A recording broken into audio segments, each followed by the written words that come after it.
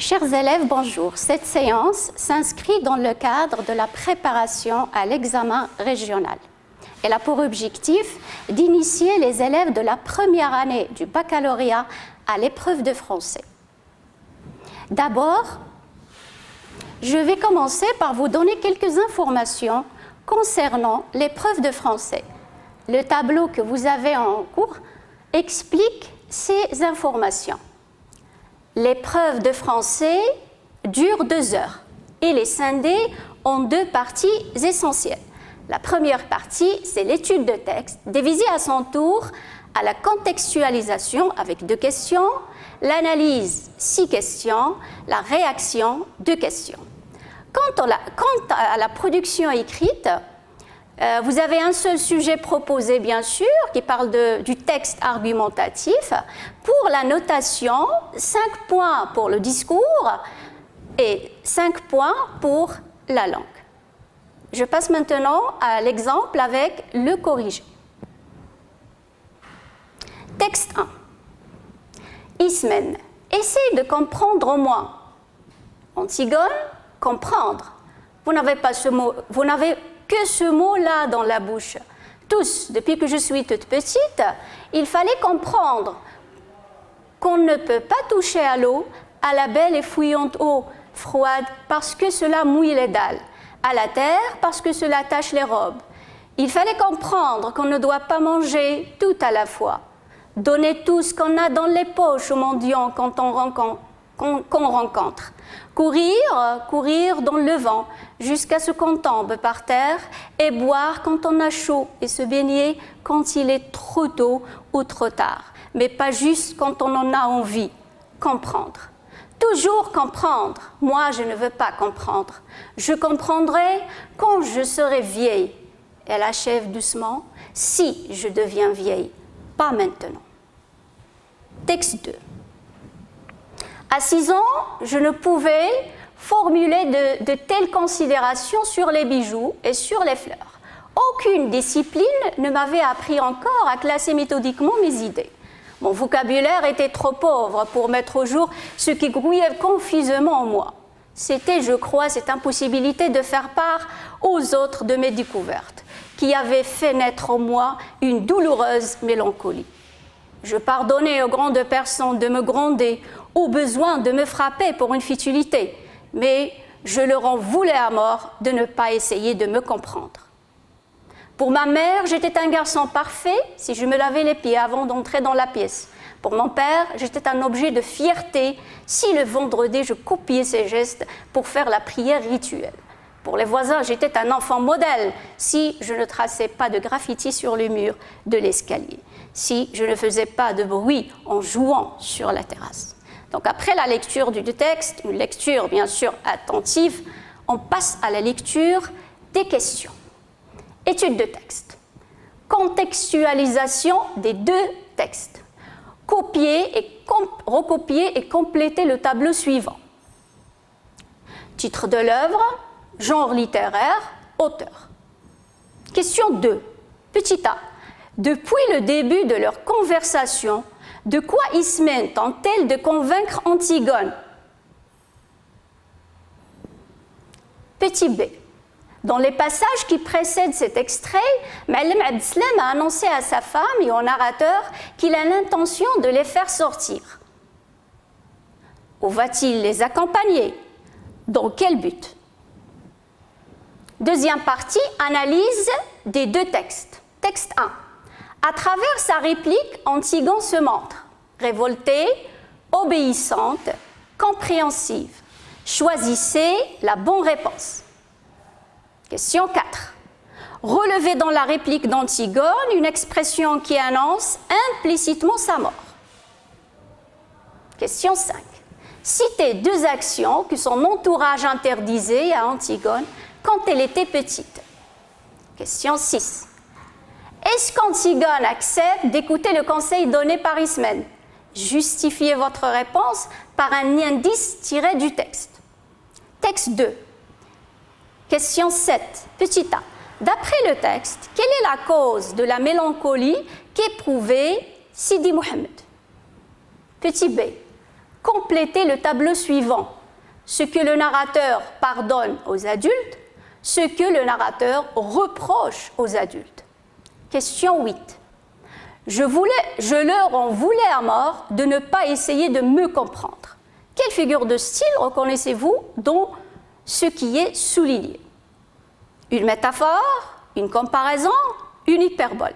Choisissez la bonne réponse. La troisième partie, réaction individuelle. Question 9. Refuser de comprendre et d'écouter les autres, est-ce une qualité ou un défaut? Justifiez votre réponse par un ou deux arguments. Question 10. Croyez-vous que les jeunes doivent faire tout ce qui plaît à leurs parents? Justifiez votre réponse. Maintenant, on passe au corrigé. La première partie de l'étude de texte, la contextualisation des deux textes. Pour le tableau, alors titre de l'œuvre pour le premier texte, Antigone. Genre littéraire, c'est une tragédie moderne. L'auteur, c'est Jean Anouilh. Pour le deuxième texte, le titre de l'œuvre, La boîte à merveilles. Le genre, c'est un roman autobiographique. L'auteur, c'est Ahmed Sfrioui. Question 2, petit a. Pour le premier texte, depuis le début de leur conversation, Ismène tente de convaincre Antigone à renoncer à son projet. Bien sûr, son projet, c'est l'enterrement de leur frère Polynice. Petit b, pour le texte 2, dont les passages qui précèdent cet extrait, Ma'alem Abdeslam a annoncé à sa femme, bien sûr, son intention de l'emmener au souk, des bijoux, et pourquoi faire, dans quel but? C'est pour lui acheter des bracelets. La deuxième partie, c'est l'analyse des deux textes. Le texte 1, troisième question. À travers sa réplique, Antigone se montre bien sûr révoltée. La quatrième question. Ce qui montre que Antigone prévoit sa mort, c'est la phrase suivante, avec la condition « si je deviens vieille ». La question 5. Alors, deux actions que son entourage interdisait à Antigone quand elle était petite. Ne pas toucher à l'eau, ne pas manger tout à la fois. Et vous avez plusieurs propositions, bien sûr, dans le premier texte. Question 6. Antigone refuse d'écouter le conseil donné par Ismène. Bien sûr, il refuse. Pourquoi? Quel est l'indice qui le montre dans le texte? C'est la phrase suivante. Je ne veux pas comprendre. Texte 2. La question 7, petit a. D'après le texte, la cause de la mélancolie qu'éprouvait Sidi Mohammed et son impossibilité de faire part aux autres de ses découvertes. Il ne peut pas parler aux autres de ses découvertes. Il n'a pas le vocabulaire nécessaire pour le faire. Petit b, complétez le tableau suivant. Ce que le narrateur pardonne aux adultes, c'est de le frapper, c'est de le gronder. Mais ce que le narrateur reproche aux adultes, c'est ne pas essayer de le comprendre. Question 8. Je leur en voulais à mort de ne pas essayer de me comprendre. Dans cet énoncé, il s'agit bien évidemment de l'hyperbole. Pourquoi? Parce que vous avez l'expression « vouloir à mort ». C'est une expression qui exprime une certaine exagération. La troisième et la dernière partie de l'étude de texte, c'est la réaction individuelle. Question 9. Refuser de comprendre et d'écouter les autres est un défaut parce que, d'abord, ce comportement risque de contribuer à l'isolement et à l'entêtement. Ensuite, cette attitude négative ne permet pas de s'ouvrir sur les expériences d'autrui qui peuvent être intéressantes. Alors là, vous allez justifier avec deux arguments. Question 10. Personnellement, je crois que les jeunes doivent faire tout ce qui plaît à leurs parents parce que ceux-ci ont de l'expérience dans la vie et ils peuvent les aider à prendre les bonnes décisions. Alors dans ce cas, si vous êtes pour, si vous êtes contre, je pense que les jeunes ne doivent pas faire tout ce qui plaît à leurs parents parce que cette attitude ne produit que des individus dépendants et peu créatif. La première partie est terminée, on passe maintenant à la seconde partie, à savoir la production écrite. Alors, on vous propose le sujet suivant. Ces derniers temps au Maroc, les médias relatent chaque jour des cas de vol à main armée, d'agressions et même de meurtres perpétrés par des jeunes. Quelles sont, à votre avis, les causes de ce phénomène? Que proposez-vous comme solution pour y remédier? Bien sûr, avant de se lancer dans l'élaboration du plan, il faut bien lire et comprendre le sujet. Ce qu'on doit faire au début, c'est souligner les mots-clés, ce que vous voyez en rouge. Ces derniers temps au Maroc, les médias, vol à main armée d'agression, meurtres par les jeunes, les causes, phénomènes, solutions. Alors, les mots-clés, ce sont des mots porteurs de sens qui vont guider et orienter votre réflexion. Il faut bien les comprendre. Bien, alors, ces derniers temps au Maroc, alors là, on a contextualisé, si vous voulez, on a situé le sujet dans un cadre spatio-temporel. Qu'est-ce qui se passe? De quoi parle notre sujet? Vous avez vol à main armée, meurtre, agression. Alors ici, il s'agit de crimes commis par qui? Par des jeunes. Alors, on peut résumer cette phrase en parlant du thème suivant. Il s'agit de la délinquance juvénile. Donc, à partir de ces mots-clés, on a déjà dégagé le thème. Pour la consigne, c'est-à-dire la question posée, quelles sont à votre avis les causes de ce phénomène? Alors, vous avez un phénomène que vous allez analyser en donnant les causes. Quand on parle de causes, on parle de conséquences. Puis, on suggère quelques solutions possibles pour mettre fin à ce problème. Bien, alors, la consigne nous informe sur la tâche à effectuer.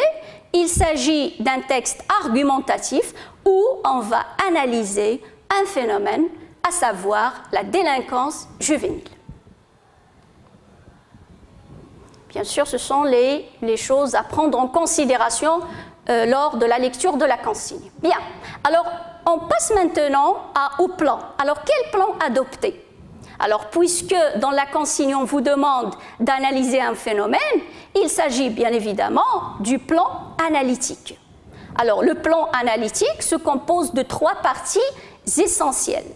L'introduction, le développement scindé en 3 petites parties, cause, conséquence, solution et finalement la conclusion. Nous allons voir en détail ces parties. Commençons par l'introduction. Alors, qu'est-ce qu'il faut faire dans une introduction? Premièrement, il faut amener le sujet. Qu'est-ce que ça veut dire amener le sujet?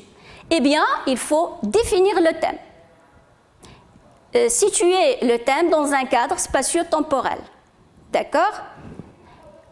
Puis, on présente la problématique, la question à laquelle vous allez apporter des éléments de réponse dans votre développement.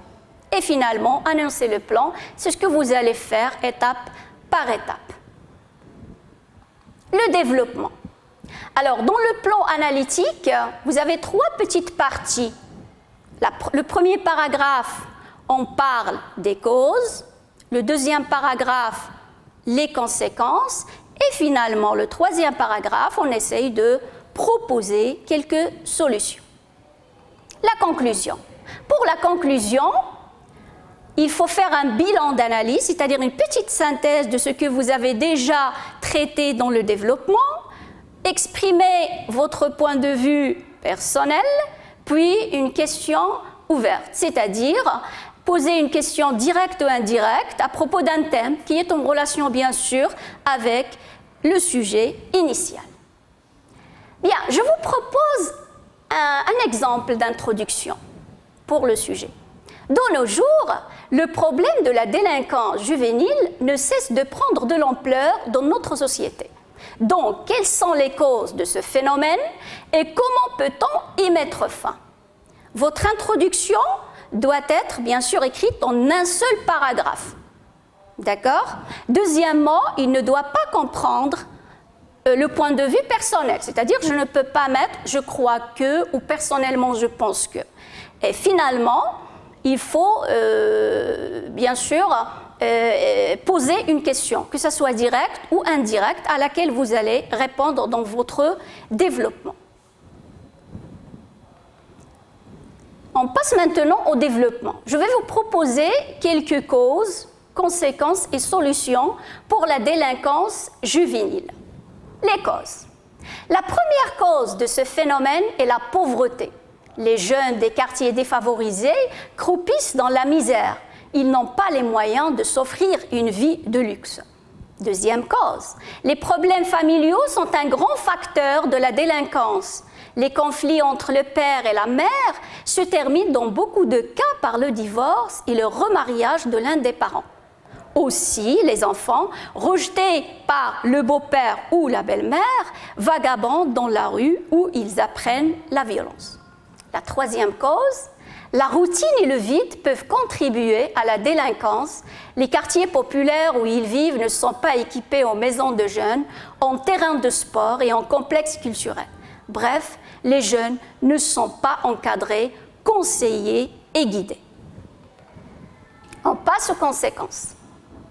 La multiplication du nombre de délinquants crée un climat d'insécurité dans le pays. Les citoyens qui rencontrent de jeunes criminels au coin des rues sombres ont peur. Or, la sécurité est une nécessité vitale pour la stabilité d'un État. Deuxième conséquence, l'économie est aussi privée de la force de ces jeunes qui auraient pu être un catalyseur pour le développement.